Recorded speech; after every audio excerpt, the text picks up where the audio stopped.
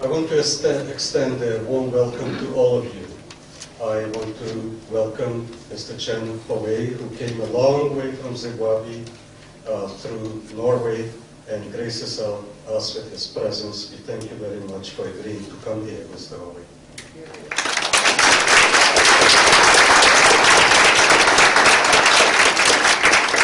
I would also like to welcome Dean Casillas here, who is representing the Arts and Sciences, the College of Arts and Sciences today. We are very thankful for you being here and for the support that Arts and Sciences is providing us constantly through the years. So thank you, Dr. Casillas. Thank you. I also want to extend a warm welcome to Dr. Deborah Briggs, the Vice President for Marketing and Philanthropy of the Betsy South Beach, our collaborator today. The word collaborator doesn't sound too good to me, but they are collaborating with us. And also to Mr.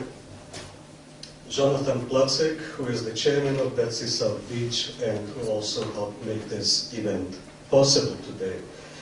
I also want to thank all of you distinguished faculty and guests and students and the Graduate English Association and Honor Society Sigma Tau Delta for making it all possible, for coming here, for spending what we know will be a fascinating and challenging, enticing, and intellectually enriching evening. Today's event is the third in a series on Exile, patronage, and the arts. We commenced during the spring semester, and the first Betsy FIU Exile Right in Residence Initiative.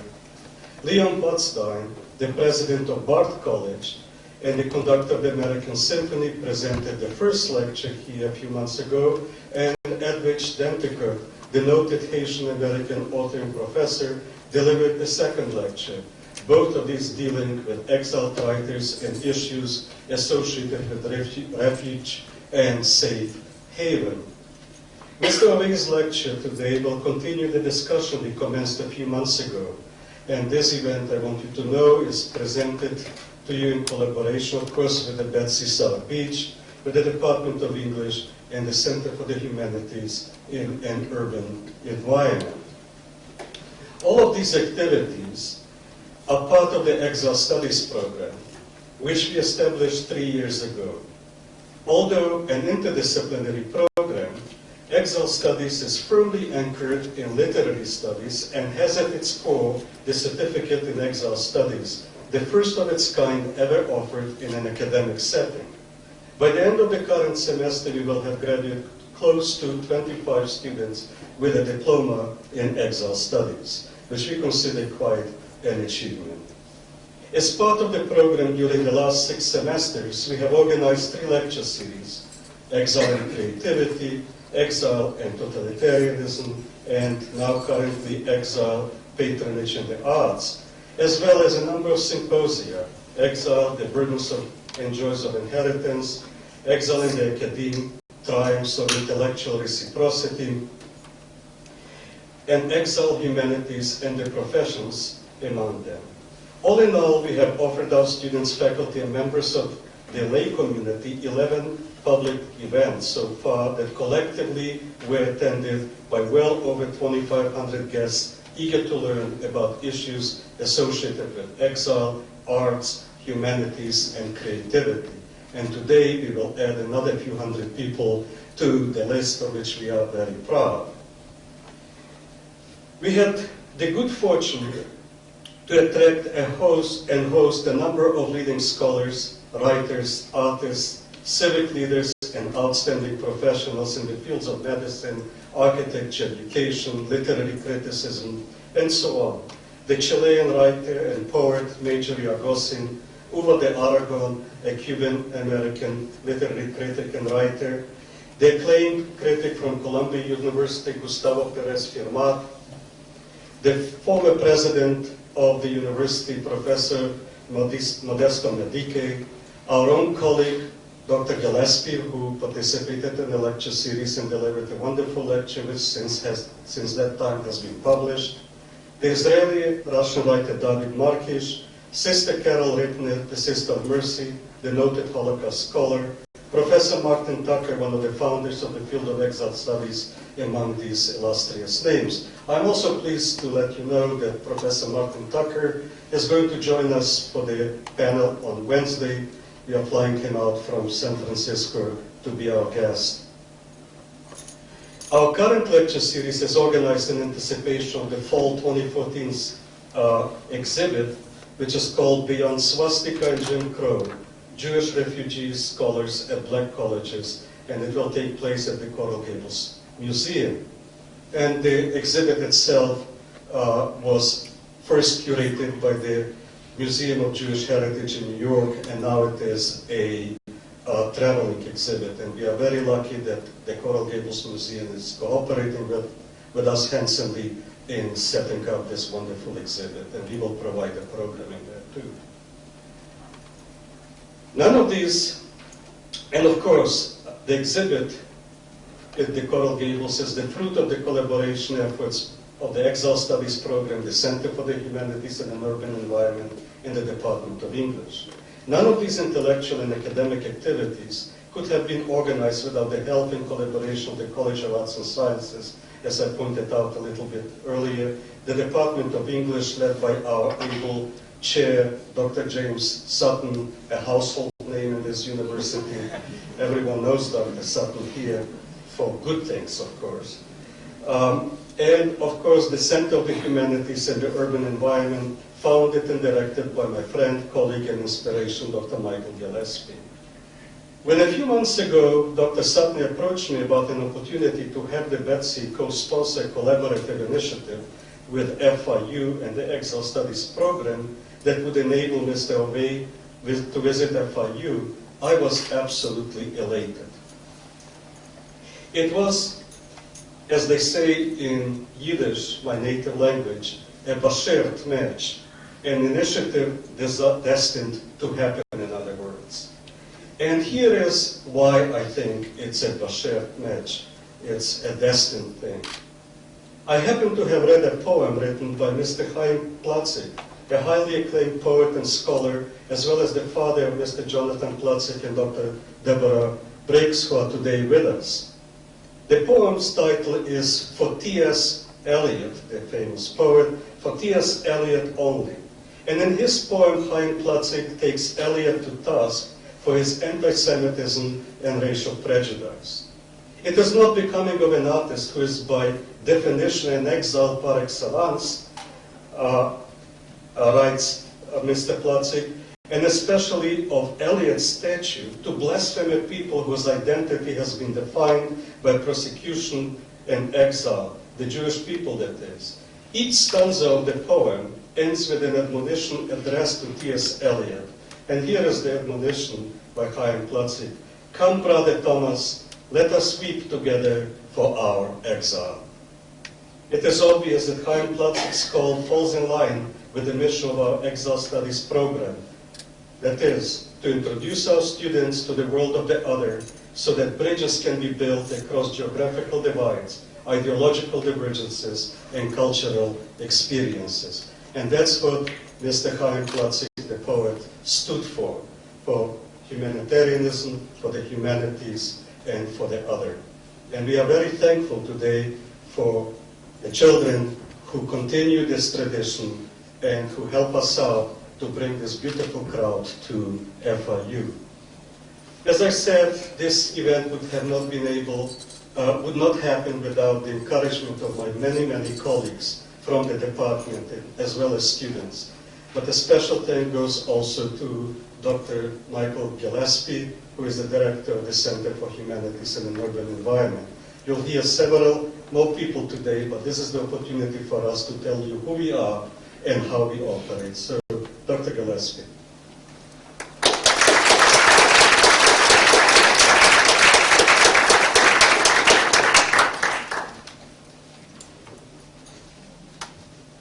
Thank you very much, Dr. Milbauer. I'm afraid, though, you've left me very few people to thank, since you've touched on most of the ones that have meant so much to all of us in putting this night together and putting together so many fine events related to the study of exile. But there are a few who remain to be thanked, particularly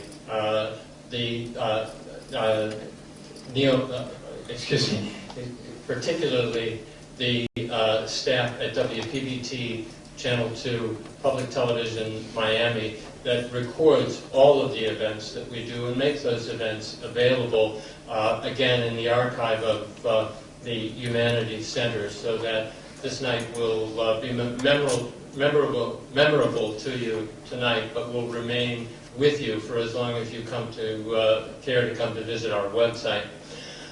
More to the point, I'd very much like to take this moment to thank you, Dr. Milbauer, for all that you have done for all of us interested in the subject of exile. As you said, you are responsible for establishing the first and to date the only center for the study of exile in the country.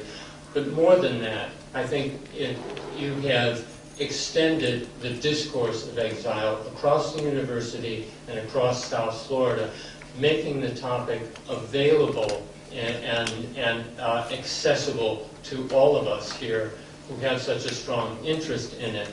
I think we're particularly fortunate to have been able to engage a series of strong speakers, as you mentioned, Leon Botstein, Edvin Standekot, and tonight Chen Hove, who will also give another presentation this Wednesday afternoon at 4 o'clock over in the Green Library, and I encourage you to pick up a flyer with all the details. There'll be a panel discussion. I know we'll have a good exchange during the Q&A after Mr. Hove's talk, but there will be an opportunity to continue and expand upon this discussion Wednesday afternoon. And again, I think that's what we have to be most thankful to Dr. Milbauer about, not only bringing some of the leading scholars and minds on exile studies here to speak to us in the at FIU, but giving us the opportunity to engage them in conversation, to develop ideas, to clarify points, and even at times to challenge different points of view, but to continue to deepen the study of exile that's so much a part of the fabric of life here in South Florida. As Dr. Milbauer said, we continue to develop this topic, continue to plan events, and I think we're all very excited about what will be a crowning event a year from now, when the exhibit from Beyond Swastika and Jim Crow comes to the Coral Gables Museum and allows us to organize a series of events and presentations around that very important exhibition. I hope you will stay in touch with us. I hope you will continue to come to these events. And again, I want to end by thanking Professor Milbauer for all that he has done to continue this discussion. Now let me ask Dr. James Sutton to come to the podium.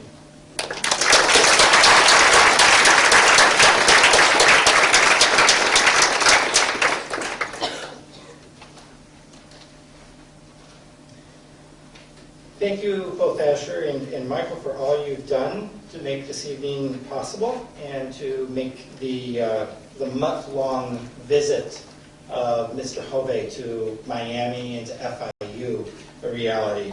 And I'd like to take this opportunity too to thank Pablo and Deborah and all at the Betsy Hotel who've worked so hard in collaboration, or if you prefer in partnership, with FIU. There are a lot of really good things that are going on between FIU and the Betsy Hotel. And this is just one of them. For those of you who are students or faculty here, I would encourage you to keep your ears open about possible opportunities here at the university and also on South Beach at 1440 Ocean Drive for events where this partnership between a hotel and an institution that really is interested in the arts and in being an engine and a driver of the arts and culture in Miami comes about. It's really exciting, and I'm thrilled to see this as sort of one of the initial big events that the Betsy Hotel and FIU and the English department are doing together. I'll try to keep this fairly brief. After you're done with me, you have one more person to get to before you get to Mr. Hovey, who I know you all came here, so just bear with me. I'm really excited about tonight because I think what we're doing tonight, as you've already sort of heard, is exactly what universities should be doing when they try to foster this thing called the humanities, or something that we all prize at FIU very much, that we term global learning. This evening to me is about global learning, about listening to Mr. Hovey and his stories of writing and of political exile and work and speaking honestly to those back in Zimbabwe. This sort of night is the kind of thing that a university, an academic community, I think, should do as we bear witness to the life and the work of Mr. Hovey.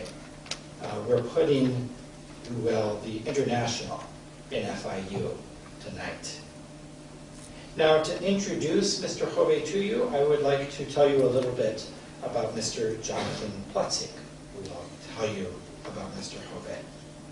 Currently, Mr. Plutzig acts as the director of the Federal National Mortgage Association, better known to most of you as Fannie Mae, a position he has held since 2009. He's also the chairman and the CEO of the Betsy Hotel South Beach.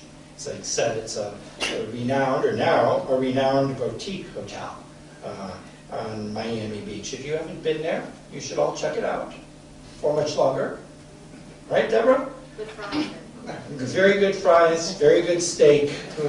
1440, I always want to say Collins, 1440 Ocean Drive, right up at the north end of Ocean Drive. In any case, prior to taking his position with Fannie Mae, Mr. Plutzig served as the global co-head of the Financial Institutions Group at Credit Suisse First Boston. Mr. Plutzig worked at Credit Suisse for 25 years, where his responsibilities included oversight for its work with U.S. state and local governments, international privatization initiatives, investment banking activities in Washington, D.C., and global financial services. Mr. Plutzig has also served as chairman of Firaxis Games Incorporated, something I'd love to talk with you more about. Mr. Plutzig serves as chairman of the board of the Coro Foundation in New York. He's a member of the Council on Foreign Relations, which I believe also our president, Mark Rosenberg, is part of. And he also serves on the United Jewish Appeal Federation of New York, where he chairs its Poverty Task Force. He holds his BA from Brandeis University in Boston and his MBA from the Wharton School of Business at the University of Pennsylvania. Along with his spouse, Ms. Leslie Goldwasser, and this will explain to you, I think, why Mr. Plutzig wishes to introduce Mr. Hovey tonight. Along with his spouse and their PG Family Foundation, he is very active in promoting philanthropic endeavors in Goldwasser's native Zimbabwe. Perhaps the most visible of these efforts is Zara's Center, a model respite program for AIDS orphans and other vulnerable children in Zimbabwe. This center provides nourishment, academic enrichment, medical care, work training, recreation, cultural and artistic development to hundreds of children in community-based and home-centered initiatives. The center opened its doors in 2006 and quickly became a haven for 300 children. Due to economic and political challenges, of which you may well hear more about tonight, the center moved its programs into community spaces and shared facilities with a church partner. In 2010, Mr. Plutzik and the rest of the International Board of Directors set a 3-year goal of acquiring land and space in order to grow and refine programs to meet the needs of children impacted by AIDS. And they found that space. And I can point to it on the map. I will probably mispronounce the name, and I'll leave either Mr. Plutzik or Mr. Hove to give you the correct pronunciation of the new home for Zara's Center, Bulawayo. Right? There. If I can at least show you where it is. And they opened their new center for these 300 plus children of Zimbabwe just earlier this year. So it gives me great honor to introduce to all of you a friend of the university and a friend of Zimbabwe and our guest speaker this evening, Mr. Hove. With no further ado, Jonathan Plutzik.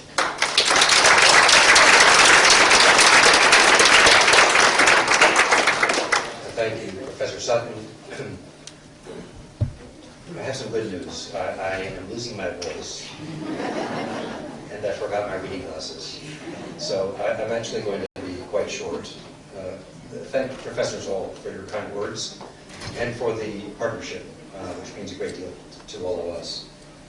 And as I'm sitting there, knowing that I stand now between you and the person who came to really hear, my mind has been worrying to keep abridging my comments, and I'm going to be very brief. I'm deeply moved to be here for a variety of reasons. Professor Sutton just touched on one. I first went to Zimbabwe in 1985 to meet my prospective wife's family, and was married in my in-laws' backyard there in 1986, and have been to Zimbabwe many, many times. And so while I can't argue that I share the experience of Chen Hove, I feel identification with the place he comes from, and I feel like I have some understanding which deepens my sense of connection because of my time there and my interaction with, frankly, the most incredible people in the world who have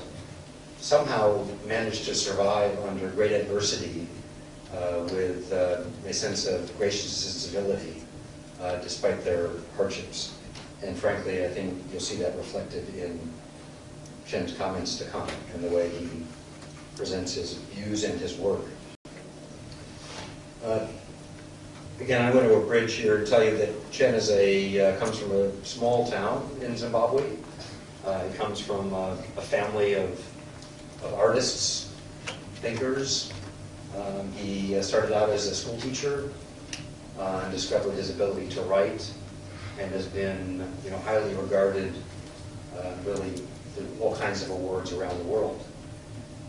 What makes me so proud to know him is he's a great man. Many of us really are never really confronted with the burden of having to speak truth to authority, to really challenge the environment in which we live in ways, parenthetically, that are frankly dangerous to us.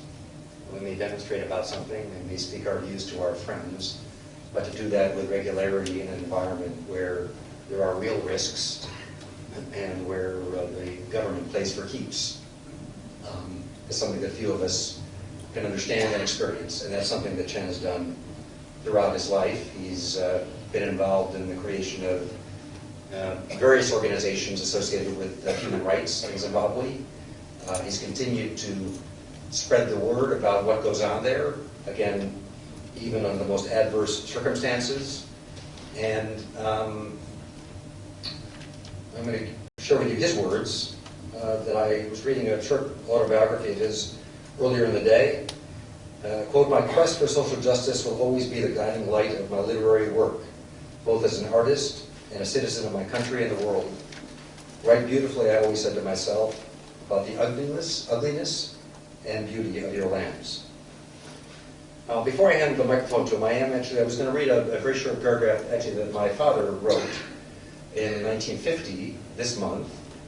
He returned from service in World War II, along with two of his brothers and his brother-in-law, so four of them were serving in Europe. And I'm sure that his views were shaped by that experience. He was born in Brooklyn, but grew up not speaking English at all. Grew up in a, believe it or not, a farm in Connecticut, speaking only Yiddish and Russian, and learned English at a one-room schoolhouse, and went on to be an English professor, really to put food on the table, but a poet. And again, he wrote for this particular paragraph, which I'm going to truncate because I don't want to ambit you and Mr. Hove any longer, to describe what he thought the importance of poetry was. And I begin, quote, "A recent traveler in Granada, remembering the gaiety that greeted him on an earlier visit, wondered why the place seemed so sad. The answer came to him at last. This was the city that had killed its poet. He was talking, of course, of the great Federico Garcia Lorca, murdered by Franco's bullies during the Spanish Civil War. Now moving on, talking about the role of the poet. We must stay alive, we must write then, write as excellently as we can. And if out of our labors and agonies there appears, along with more moderate triumphs, even one speck of the final distillate, the eternal stuff, pure and radiant, as deep as a drop of uranium, then we are justified. For history, which does not lie, has proven that our product, if understood and used as it ought to be, is more powerful for the conservation of man than any mere material metal can be for his destruction." And I think we're going to hear tonight the power of the written word. Ken Hove.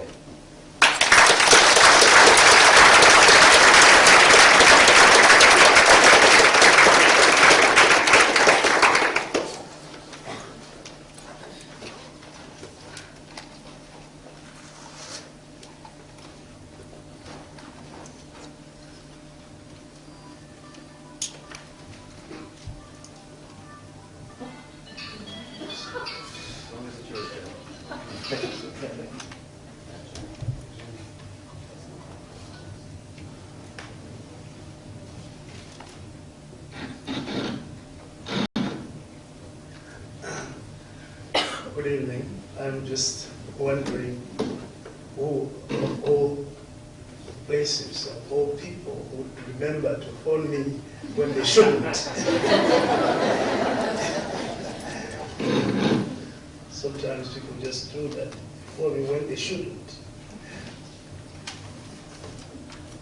Thank you so much for all the generous words that you have said about me. Although sometimes I always think when I'm crossing borders or trying to go into my country, the way I'm treated sometimes, I feel, oh, do I look like some terrorist? And then maybe I have some people saying some wonderful things about me. Well, the topic for tonight is very serious, because I think it takes into account the whole issue of literature, the word, language. What is language? And of course, the other half, the other part of the quest of the topic, exile and patronage. It can come out in the way I will talk about my life and my commitment to certain principles. I've come to understand and know and believe that for me, writing is not a hobby. For me, writing is life. The greatest fear that I had when I was in my country was that maybe one day they would lock me up and make sure that I have no access to a book. So just a book and a pen and a piece of paper to write. I'm sure that would have been the greatest torture that one can have. Exile. I grew up and began to learn about exile in a very interesting way. I was born, like Jonathan said, in a small town over there called Zishawane. It is near Masvingo. And I was born not in a hospital, because there were no hospitals to talk about. It was just the local midwife who came to do a good job, I hope. And when I was born there, my first encounter with exile issues were in 1958. I was a small boy in 1958. I won't tell you when I was born. I was a small boy in 1958, and my mother had, the firstborn was a girl, Agnes. And during that time, there was the practice and tradition of the father having a choice to offer her daughters to whoever he wanted. And my father decided to offer my sister to an old man who was probably old enough to be her grandfather as a co-wife. And this man was also the husband of my aunt, Aunt Makumbi. You will find out also when we read my novels and my poetry, the main characters are women, because women were able to show me what power and capacity they have and the resilience that they can show in order to bring up families back home. So all the planning and exchange of cows and all was done behind my mother's back. And my aunt revealed the secret somehow to my mother. I said, hey, you know that your daughter is going to be my co-wife. And of course my mother was totally disgusted. And my aunt was totally disgusted. They were disgusted for different reasons. My aunt for not wanting a co-wife, and my mother for not wanting to have her daughter given away. So they organized a program, my aunt and my mother, and that program was to send the daughter into exile. My mother organized with her younger sister to disappear. My mother sold all her chickens, and I was wondering what was the selling of chickens all about. She did everything to raise money for my sister to be exiled, and she disappeared. And for many years, for weeks, I was wondering what had happened, because my sister was really my best friend. She was the first, and I'm the fifth.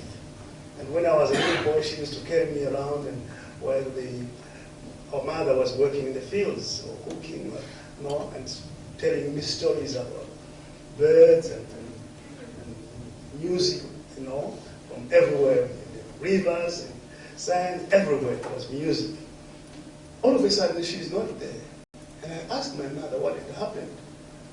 And she refused to tell me, because when my sister was exiled and my father discovered it, he issued a ban that her name should never be mentioned by anybody in the whole community, especially in our homestead. So for me, it was as if my sister had died.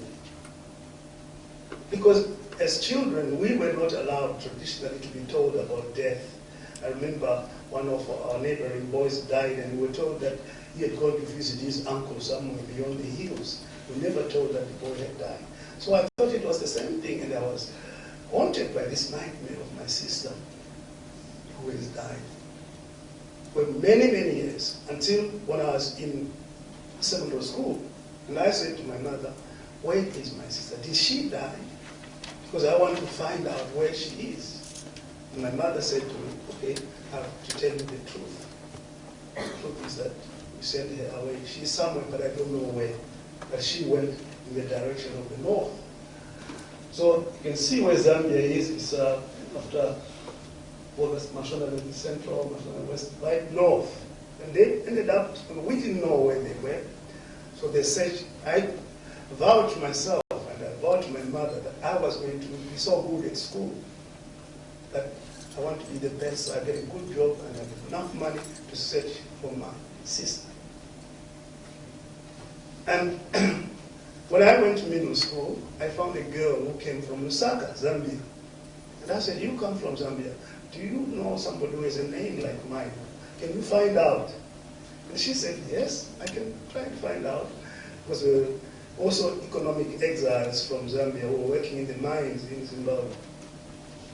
And she said, yeah, what will you do if I find your sister? And I said, I will marry you. I really meant it, I think. So the following semester, she came back with a whole list of warriors, about 20 or 30 of them, who were found in Lusaka. That's it. And I said, okay, next semester, you're going to carry letters to all of them. And I wrote letters, over 20 letters to all of them, to find out if they knew somebody who was like this, like this. The following semester, she came back and she didn't have any answer. She said no, and everybody refused. So years later, at Teachers College, I found another girl who was from Lusaka as well, and who happened to have been in love with a Hove gentleman. And when she mentioned him, it was somebody who is a distant relative coming from the Shalane also. And I said, oh, go and find out if, this information. And when she came back the following semester, she had the name and a picture of my sister. You can imagine the experience of having to see my sister, whom I had seen, and this was in 1975, and at last seen her in 1958. And that was the exile. That was, for me, the first exile. What does it mean for me to have her go away? And when I was a small boy, maybe 4 years, it meant that I was wondering myself all along the issue of language. Who is she going to talk to? In what language? What is the meaning of geographical space? People take geography for granted. Sometimes I think we have been too concerned with our histories at the expense of our geographies. The place where you were born is not just a piece of land. It is a piece of land where you first heard the first human voices, the first sounds of the birds, the first feeling of the air, the wind, and the gentleness and the harshness of the soil that you were lying on. All those things, the colors that you begin to know that this is red or blue or yellow, we first came into your eyes in the place where you were born. And that is part of, an immense part of our identity, which sometimes we always take for granted. But I know, for example, when we talk, everybody starts with, oh, but I live here in Miami, but I was born in New York. You are introducing a piece of geography which is extremely important in the formation of identities. I don't talk about identity because the world has become more complex now. I always talk about identities because we are much more complex than being simply a monolithic identity. We are identities because we are so complex. We've had so many things which have gone into our system and our psychology. And I call it our historical landscape as well as our emotional and psychological landscape. So many systems which go into us and form a compendium of systems which constitutes what I call identities. So those questions are questions which we ask when somebody goes into exile. If you find one of my essays that I wrote, which is the most published essay I've ever written, it's in a book which is edited by a gentleman somewhere in New York.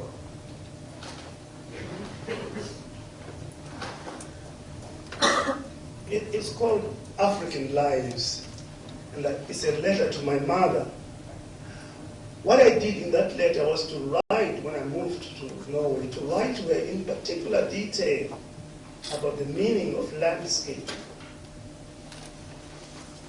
Norwegian landscape, in contrast the Zimbabwean landscape where I was born, and finding so many different voices which I pick up on the land, because the land also is a voice.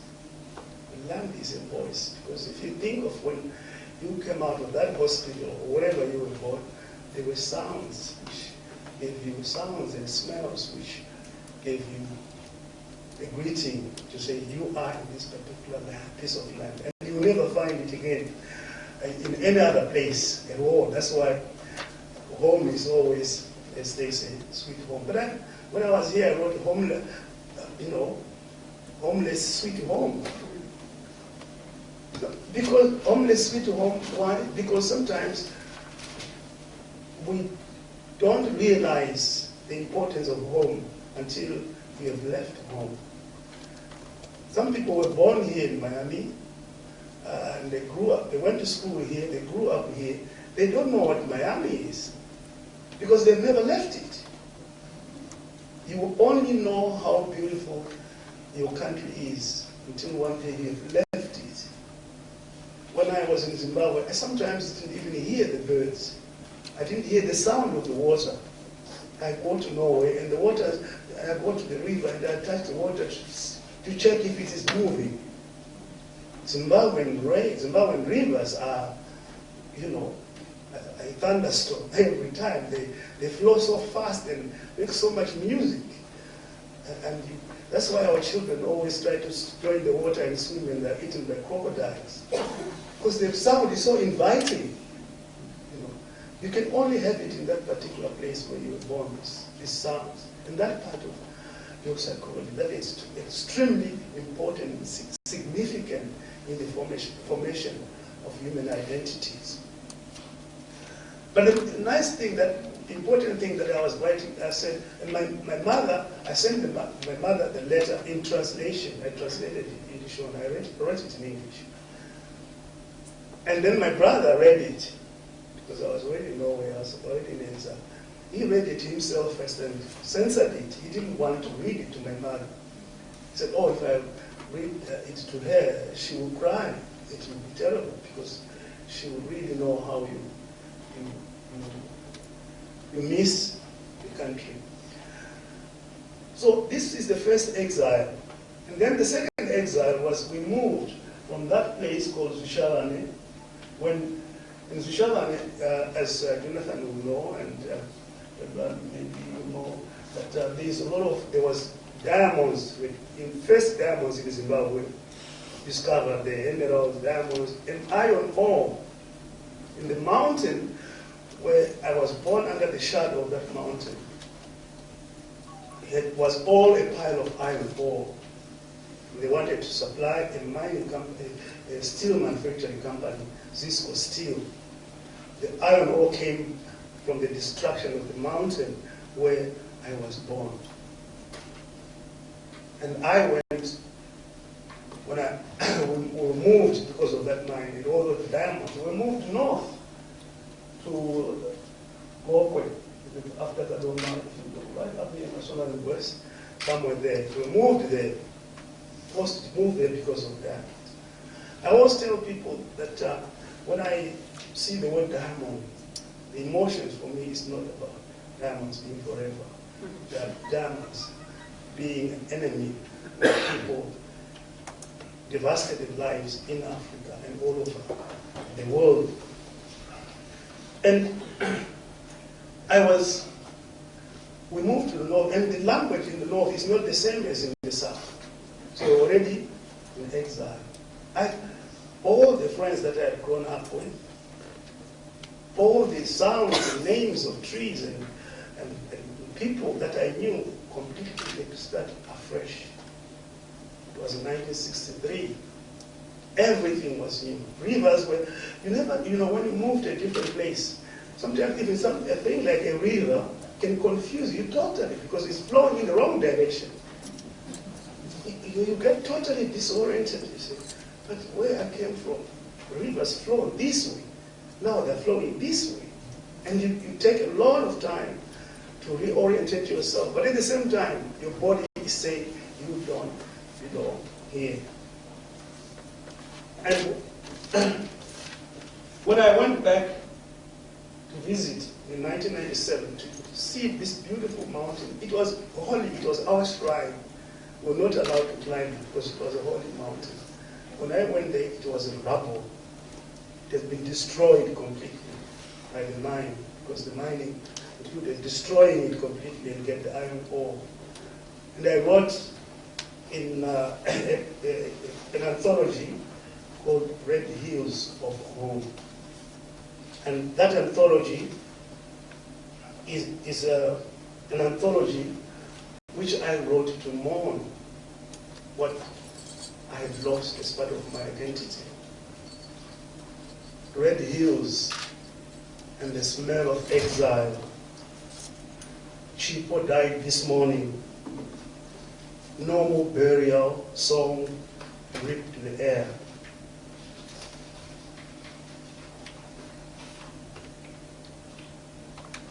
Nor do we feel safe to bury her, knowing tomorrow the bulldozer comes to scatter these malnourished bones. Red hills and the smell of exile.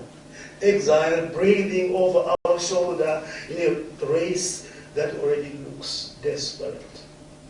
Red hills and the pulse of exile, telling us this is home, normal. With all these exiles coming together, and it was for me, later on, as you can see, it was for me as if I was rehearsing for my own exile. It was for me as if a stage was being prepared for me one day to be also the one that will be searched for. And of course, that exile to me meant so many things. Linguistic, for example, language.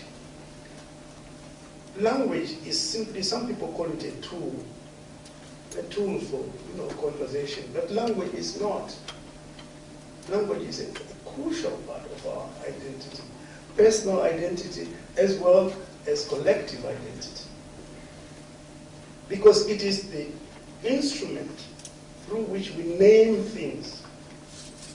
We human beings are able to dominate because we can name. We can name things in order to own them, in order to control them, and we take it for granted. Imagine if you were being named by a dog. You could be something else. We never think about that. If we're being named by a chicken, we would be something else. But because to name is to control. So language is that capacity to name. That is why when you have what I call group exiles, the whole group of people who are exiled, sometimes they have to be hysterically in a position where there is mass hysteria among the group to make sure that they create a language, even if that language is spoken by just a few people. They have to rebuild it somehow because they have to have the capacity to name. That is a crucial and essential part of our identity. As the French will say, that is the essence, in our sense, the essence of identity also.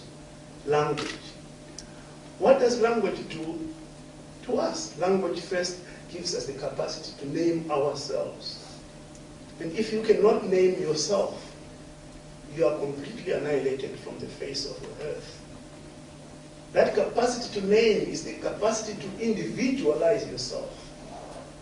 The capacity to name the other in the way that you want to name them. It makes you not be a stranger to yourself. A person without a language, for me, is a person who is actually a tourist to themselves, who are a visitor to themselves, who are estranged from themselves, in a situation, in a way in which they don't know where they are going, because they cannot even name the direction. They cannot name their destiny. If literature is a search for possibilities, then necessarily literature has to deal with conflict. Language has to deal with conflict. Because that which you name suggests also that which you don't name. If you look at a lot of, I looked at the poetry of the colonial times by the colonial ladies. They were the ones who wrote poetry in colonial countries because they were not allowed to work. It was beneath their class to work. So they were painting and writing poetry. Some of it were actually quite good, but most of it disastrous. And then they were writing this poetry about this vast national parks with elephants and lions, and as if this has nothing to do with the inhabitants, with the other people who are there. They didn't see this, only saw the vast spaces, the land, the vast skies, the moonshine and the sunshine. The local people did not exist in their poetry. So when you write something, what you don't write is also what is also in your writing. What you decide to ignore, because a language can be, naming things can be an act of confirming or not confirming, or reaffirming or not affirming anything. If I name certain things, I've excluded others, because I have decided that this is worth seeing, the other things are not seen. But what is absent in my voice is also inside my voice. What you see and what you do not see are part of your vocabulary, of what you name and prefer not to name. To select what you name is the responsibility of language. We take it for granted because we think that language simply is so innocent. It is not, because language organizes the way we see the world. It is like particular spectacles that you wear and you see the world in a particular way and you organize ideas in a particular way. The way when I think, when I'm writing in Shona and organize ideas in Shona is not the same as when I'm writing English and organizing the ideas in English. It's completely different glasses to look at the world and arrange ideas according to that language. So language is not as innocent as simply saying, I am going to an evening school to learn Japanese. No. It is going to learn how to organize ideas in a Japanese way, how to see the world in a Japanese way, how to create certain hierarchies of meaning in a Japanese way or an English way. Even now, there is African English, Nigerian English. If I am going to speak in Nigerian English, Yoga, you're going to hear me. You're going to be lost. Because it is the different way of organizing ideas. Those ideas are an important part of our identity. How did I grow up in a situation where I was using languages? My mother comes from the Ndebele side, my father from the Shona side. So we grew up mixing the languages and able to say things in so many different ways. Sometimes confused, but it doesn't matter, we say right. So that hierarchy of meaning and growing up in a racist situation, my country was a small apartheid. I grew up in a country where we were not allowed to play with anybody of our choice. Schools were divided exactly the same.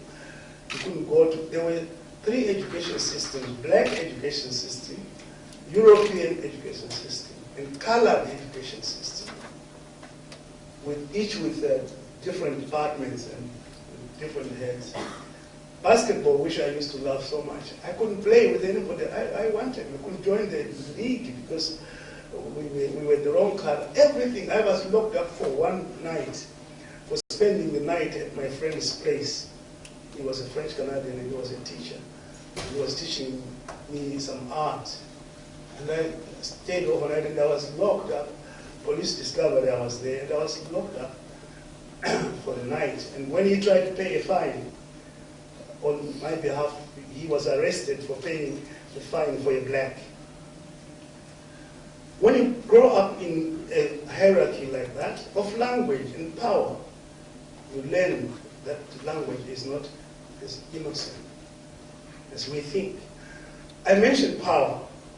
Power. For me, when I write, I'm writing about power.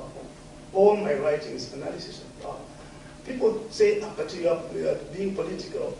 Oh, why don't you just write about flowers, Yes, the flowers are there, but my question always when I write, I want to go a little bit deeper than the flowers. Who owns these flowers?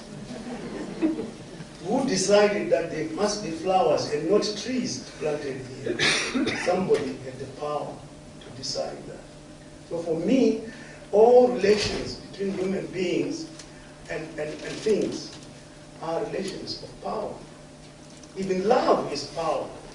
That's why there is so many divorces, because there's power between the man and the woman, and a desire to control whatever it is, whether it's emotions or finances or control the cat. It's power. I live in Norway where divorces happen for the smallest thing. I went to a court the other time and listened to a friend of mine who was being divorced by his woman because he had a dog and she has a cat. And when they moved in together, these two did not agree, the cat and the dog.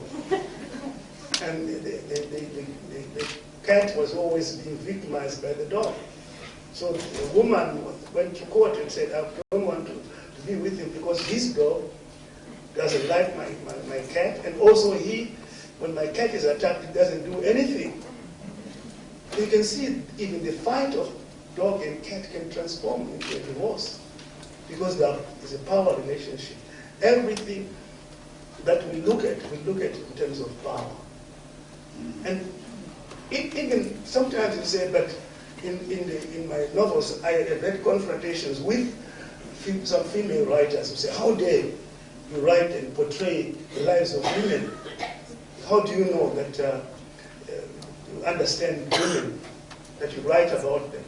But of course, I give the simple answer also, that for 9 months I was in the belly of a woman.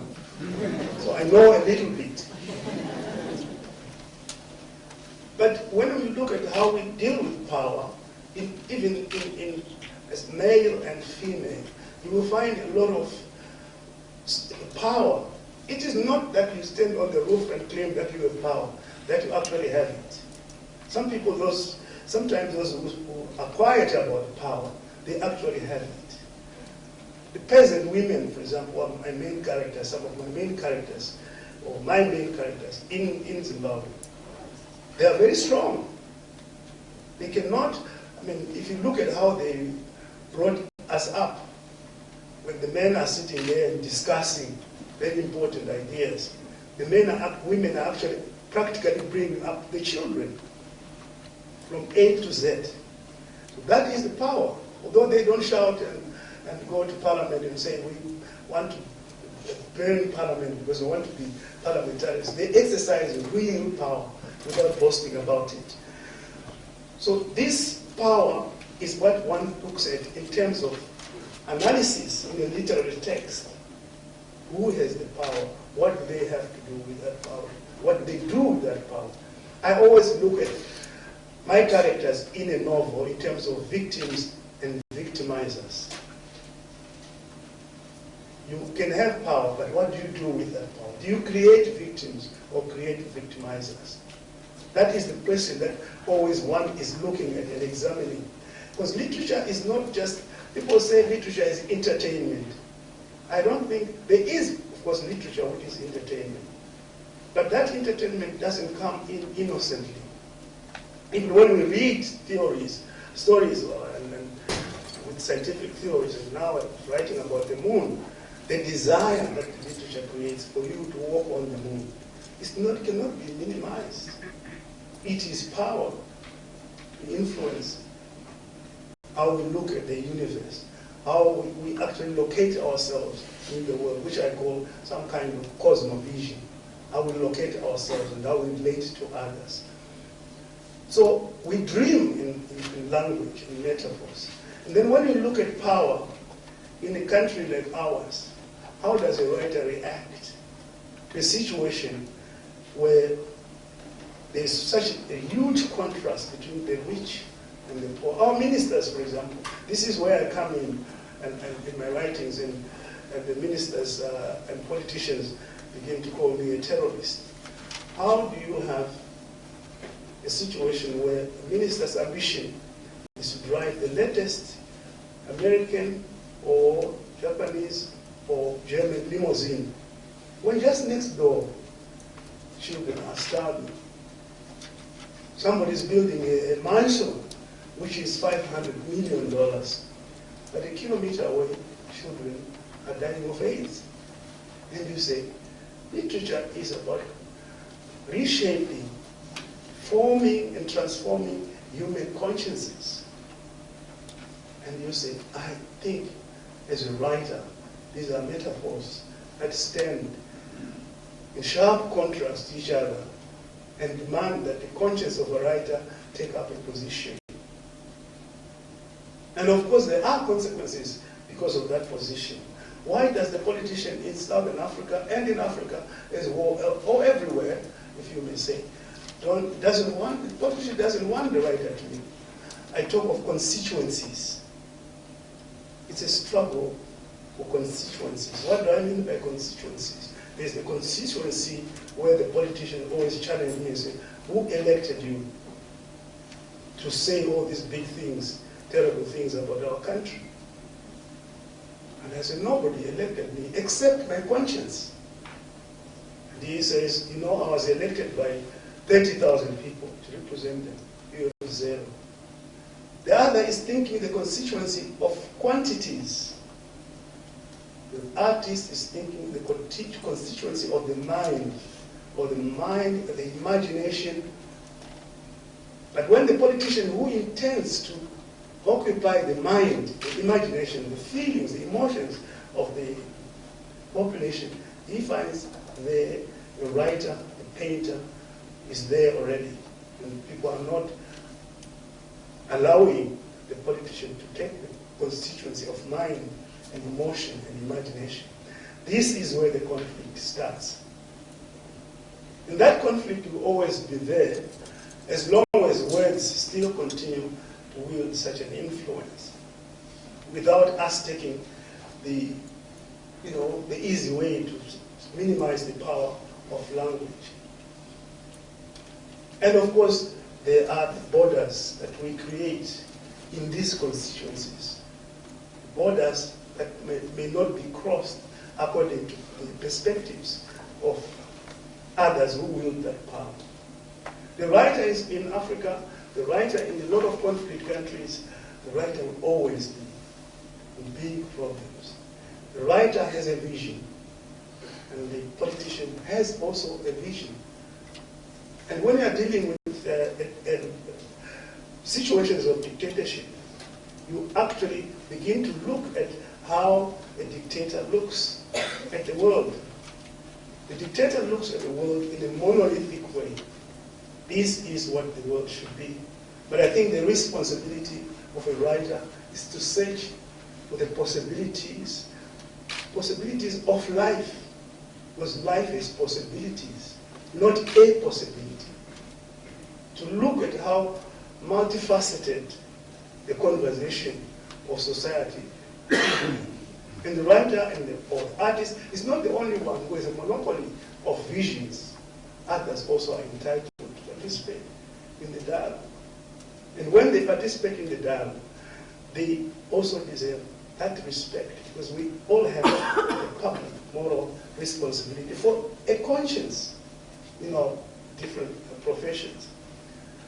And of course, when you look at how this phenomenon of exile has been, you remember, even those of you who are Christians, when there was trouble with the emergence or appearance of Jesus Christ, the first thing was to think of exile. Take the baby to Egypt. Why do people trust the Father across the mountain? It's because even when we were small, and maybe you have missed, I used to misbehave quite a lot when I was a small boy, especially climbing trees or sometimes trying to swim where crocodile's eye or all that.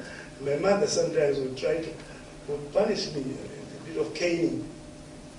And I would run to my aunt and I hide behind my aunt. And by tradition, you cannot then go behind the aunt and snatch the child. The child is, yes, because it's respected. You can't take the child from hiding behind the aunt. It's not allowed, a tradition. You can now begin to see the component of exile. The child is in exile. Could be the aunt or the uncle. You are in exile behind him. Could be a mountain you run across the other side of the mountain. It could be another kind. In the confidence that the offense that you were supposed to have committed, the other side, it may not be an offense. It may be a beauty of a human vision. That's why you can't run into, I wouldn't go to, unless I turn crazy, I wouldn't run to Syria to seek exile. People will say, oh my God, this man is in grace. Because you only go to a place where my mother always said, when the last time I was leaving, she was the one, I always called her the strategist of exile. Because she planned my sister's exile, and now she also said, listen, you have so many friends, you travel a lot, you have so many friends. I'm sure that they'll be able to give you a roof over your head. Go away, because they are going to kill you. And then 2 days later, I packed my bags and left. With the belief, but also, of course, the belief that there was a roof somewhere over my head. But don't think that the naivety is only distributed among other people and not writers. Sometimes writers can be very naive, dangerously naive. I remember a friend of mine who was going back to Nigeria, and I said, listen, from what you have told me, don't go. Dictators are not going to be challenged like you are challenging him, with your poetry. And we're in Germany. He said, no, I am going back. One of you probably know the story of King Sarawiwa. We had long arguments the night before he went back. But he was naively believing in the power of words. But I want to convince you that also, if you believe in the power of words, you must also believe in the fragility of words. Words are like an egg. They are so easily breakable. At the same time as they have the power. So in that power, there is a certain fragility, which literature tries to sustain. That's why when, if you look at the history of books, every time a stage is taken, the first target is documents and books. Learn them. And if you can get the writer, much better. Clear up the chance of other books being created. So, because they're fragile, we have to accept that. I always say to people that my people in government, who are my enemies, are 4 ministers. The Minister of Culture. Why the Minister of Culture? He wants me to be obeying his definition of culture. The Minister of Justice makes the laws, which makes me arrested. And the Minister of Information thinks I am his public relations officer. And the Minister of Police, because he's in charge of the warehouse of handcuffs, which arrest me. Those are frightening characters in Africa, and they are not fiction, they are real. They are real. We might say that the pen is mightier than the word. Fine and good, but the politician in Africa is not a theoretical animal. He shoots you. It's simple and clear, so one has to know when to run. Because if we take the romanticism, the romantic view that the word is mightier than the pen, we are cheating ourselves. It depends on who has the gun or who has the sword. So these are complexities which we have to face. And in explosive situations, the influence of a writer in terms of clinging to the word and how the word can explode the imagination of those who believe it. One single line of poetry can cause a revolution. This is why the word is probably mightier than the sword. But at the same time, we realize the fragility of words and those who produce them, those who want to shape the human imagination because of their words. So the fragility is also the strength of language. Because if you are weak and you realize that you are weak, you actually, in that announcement, you are actually become strong because you know your weakness. Thank you.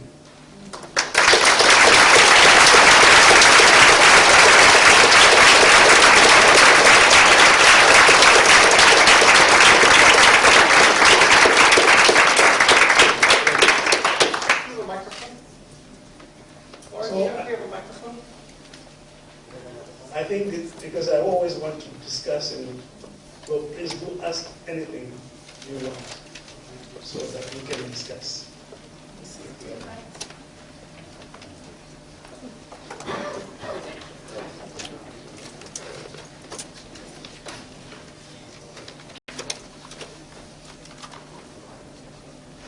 Well, hopefully you have loud voices if you want to ask questions. I don't know if this is working. Here you go. Project. I was wondering, how do you take your voice away from the hierarchy that produced all the power that you bring in your jail? And like working in that language. How was that process practice? How do you get yourself away? Without? How do you take your mind away from the hierarchy that said you and your friend can go to jail while still writing in that language? How take your language, how do you remove yourself from the power that says you should go to jail? How do you That's a very complex question, but I think the most important thing for me is to make sure that I try to clean the language, because the process of writing is also a process of reinventing the language, and make sure that you don't use the language in the same way that somebody who is, let's say, to be extreme, let's say a prison officer uses the language. You use the language to create meaning, to enrich life, not to demean life. So we try to do that in the process. I don't think, for me, when I write a book, every book is also an invention in the way I am using the language in order to remove that sort of hierarchy and reinvent another one. Sometimes it's successful, sometimes it is not. But some people, for example, imagine that if a woman is writing a novel, it's automatically going to be a feminist novel. It's not true. I've seen some women who write novels which are very anti-women. You know, you have, like I was editing a novel, and the writer was a woman, and the main character, of course, was a woman who was always being bashed by her husband and always clinging with the husband, keeping with him. I said, why don't you make this character go away? You know, she must run away, or fight back. Because, and the women do that. They always they want to preserve the marriage. So they want to stay. I said, no, but she must rebel. Because for me, actually, the act of writing is to rebel. You should have seen when I wrote the novel, Ancestors. Because when my sister was away, nobody was talking about it. She did not exist. And when I discovered that everybody was not talking about it, and I found out also that a lot of lies which were told in the history of my family were told by men, that we defeated this group, then we moved from there, we defeated, and then we went on and we defeated. I said, oh, no, you weren't defeating. Why didn't we get defeated sometime? And I talked to the women, and I got a completely different story.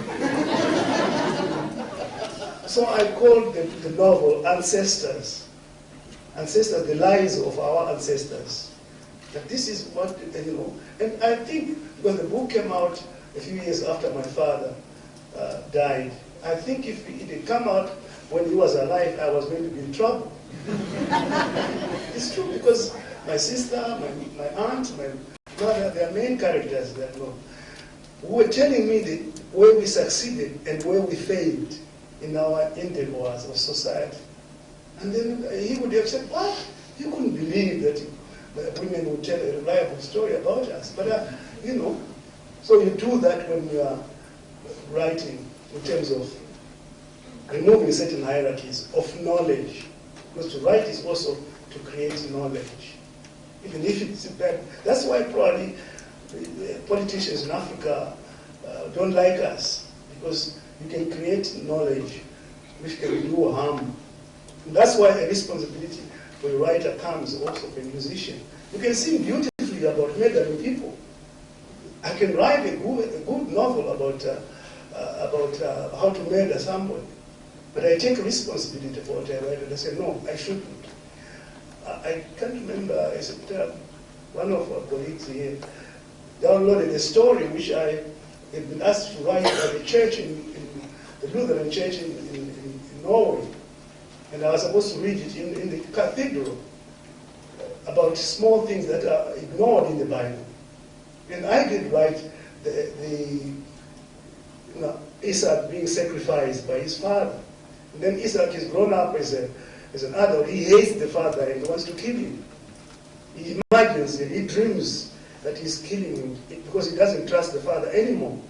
Supposedly the lamb had not appeared, I would have died, he was saying to himself. So I described that in the imagination of the boy, but not a real manner.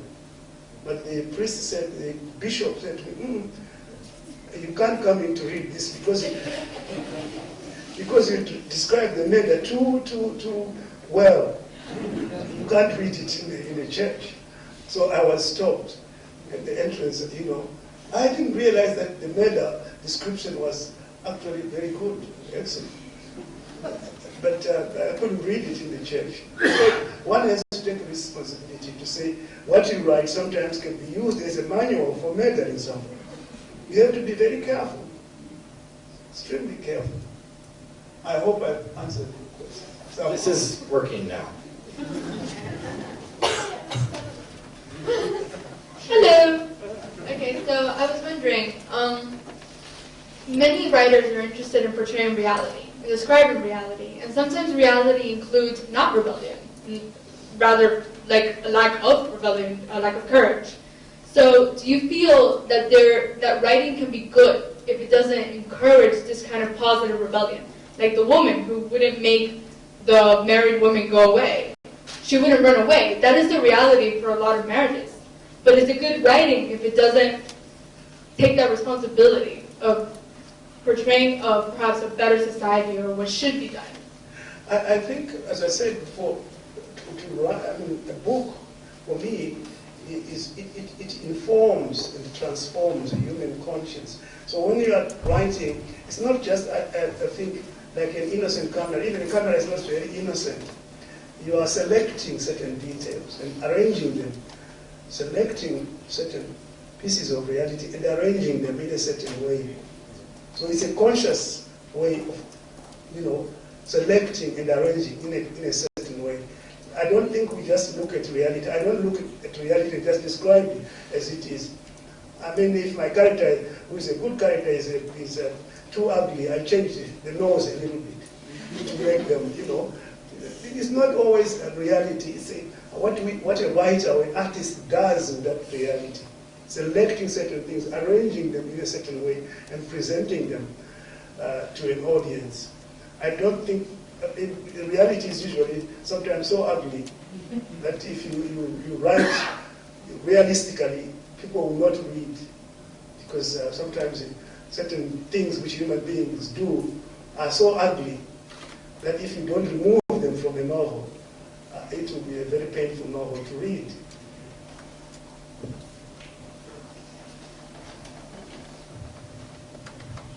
Hi, my name is FIU-Center. And I was kind of, as you were giving the lecture, I was thinking about the writer Ngugi wa Thiong'o and his sort of his portrayal of like sort of street plays and basically trying to knock down these barriers between people's access to his work and the actual, the actual performance of it. And so in that sense, I was wondering, how do you view like language as this sort of as an accessible entity for people? Like, how do you view language as this sort of like ongoing conflict that needs to be reconciled? Yes, that we've argued that until you can see my hair is quite white, because it's quite romantic to say. I write, by the way, I write in both English and Shona. I write in both, and then the disappointing thing is that when I publish a novel in Shona, most of the English ones, the ones I wrote in English, they sell more than the Shona one. So this idea, assuming that if I write in Shona, which is 85% of the population, it will be everybody will grab the book to read. It's not true, because of people back home. It's interesting. This colonial thing, when people talk of colonialism, they don't understand. They leave out a lot of things. The people back home actually want to be seen sitting on the bus reading a novel in English. You'd rather read Ralph Ellison, and be very happy to display that this is a novel in English. They don't want to be seen reading a shorter book.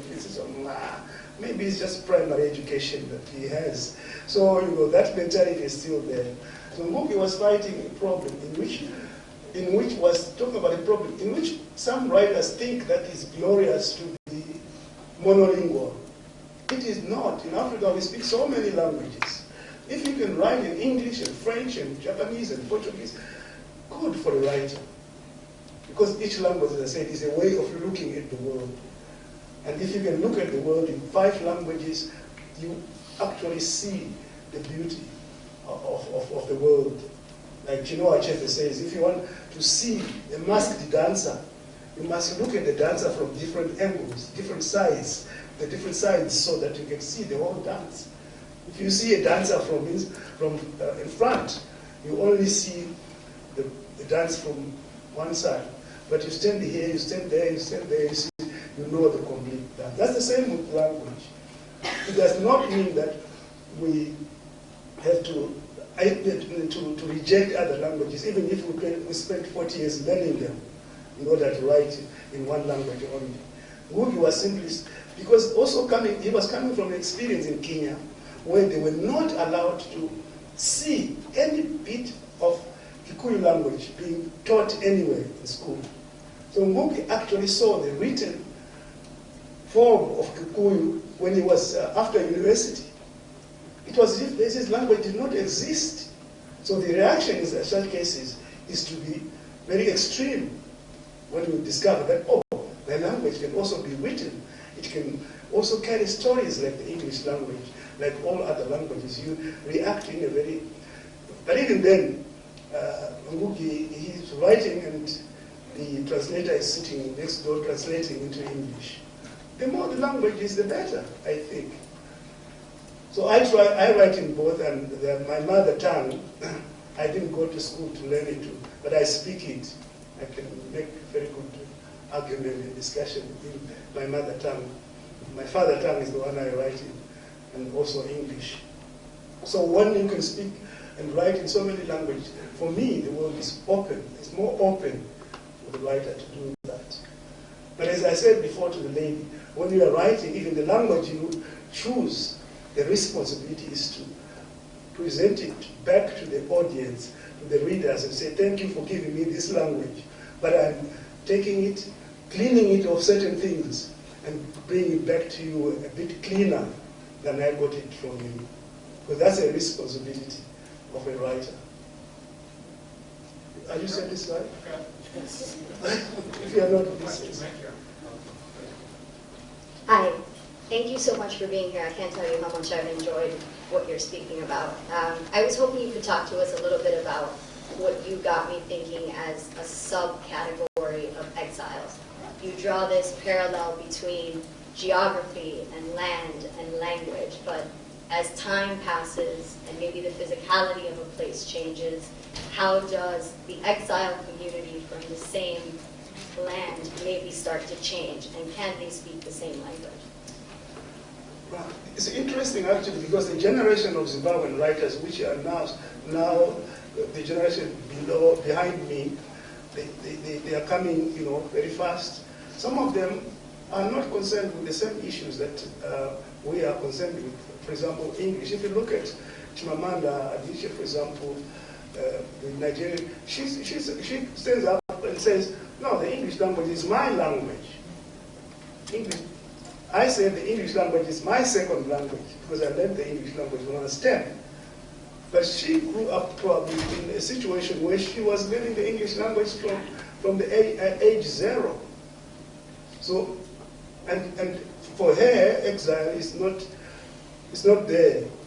Learning, going into the English language is not like an exile. It's not like an act of abandoning your mother tongue, because she has nothing to abandon. So the exile, which is another exile, is the exile of a language imposed on you, which you don't actually volunteer to learn on your own. In our case in Zimbabwe, it was the opposite. The governor, the British governor there, said, okay, these Africans must learn their language very thoroughly so that they don't aspire to go to England. Yes, and so we were supposed to learn so that we can be good messengers, interpreters, nurses, and teachers, just doing the service work, not aspire to be doctors. Because if you learn too much English, we aspire to be doctors and engineers and things like that. It was another form of exile.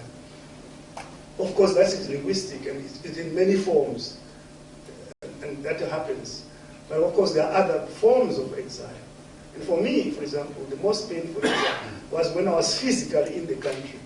And if I wrote something in Shona, it was quickly translated by the secret police to make sure that they make a bad translation and end with me in trouble. So the exiles which are there are so many. We didn't go into them, but there are so many in form and shape. Physical, inside, but for me the most painful exile was inside the country, when I was still inside the country. For example, students were studying two of my novels, Bones and Shadows, but I was banned from entering all government schools to talk to students. A teacher actually invited me without seeking government permission, and he was fired from the service. I was there, a high school was just next door, but I couldn't enter the school because I was supposed to be dangerous, because I was going to poison the minds of the students, although my books were poisoning them. Foolishness is equally distributed in societies. Your question is a long question and needs a lot of discussion. Thank you. Is there a politics of exile? In what ways are you a politician? Oh, I am not a politician at all. That's the worst thing I would like to be. Because I'm not a politician. I'm only, as a writer, as an artist, analyzing power and how it works to create victims and victimizers. For example, if you have a country with 14 million people and about 3.5 million people decide to leave their fatherland, their motherland, to go into exile, and the politicians don't ask themselves any question, any introspection about that matter, I stand up and say, how can somebody who is running a country, 1/3 of the population is left and are exiles? How can a politician not address an issue like that? Also, we should not forget that I'm a citizen of my country before I'm a writer. So as a citizen who is responsible, I have to ask political leaders those questions, because they deal with social justice for everybody, including me as a citizen. But as a citizen who has also special skills of writing, I use those skills to highlight, to create these images, and to be able to shock and maybe subvert the political system, because sometimes political systems need a bit of subversion to make the politicians wake up to what their responsibilities are. But I'm not a politician. If you make me a minister of anything, I'll run away. You sound a lot like a politician. You may have good motives and good intentions, but you still sound like a powerful person with a political agenda. Oh, if the political agenda is to write, because books have to do with politics. Who has access to books and who doesn't have access to these books? It's a political question. So we cannot ask a simple question and pretend that it has nothing to do with power and decision making and processes that have to do with people's lives. That doesn't, I don't think that maybe a professor who is analyzing my novel and look at what I'm writing, I don't think he would be called much more than a critic. He's a critic, and that's his job. And one does that. And one does that as one writes, novels, poems.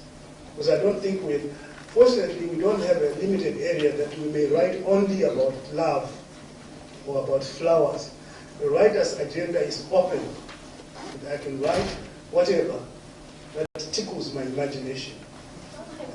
And if that happens to be political, well, fine and good.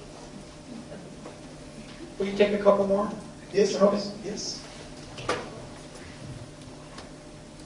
Hi. Okay, my voice sounds awkward.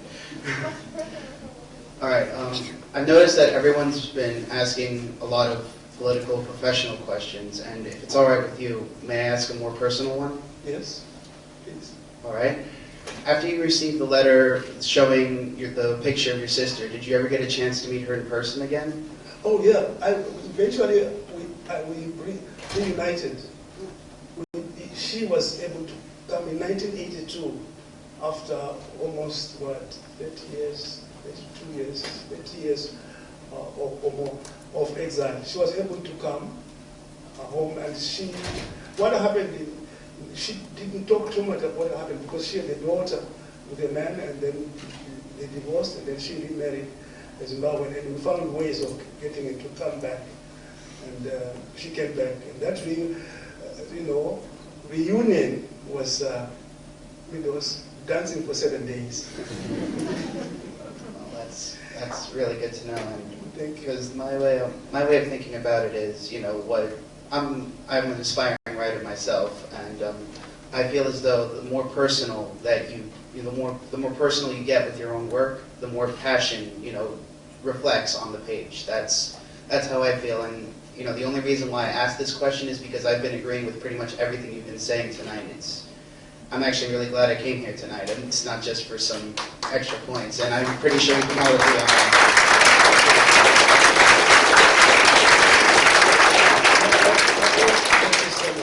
I think that I also would try, I don't write about something which I don't feel passionately about. Whatever I write about, I don't think my writing comes from there. It comes from the heart. And that's where literature is, I think. The heart. The brain can analyze, but the heart can express.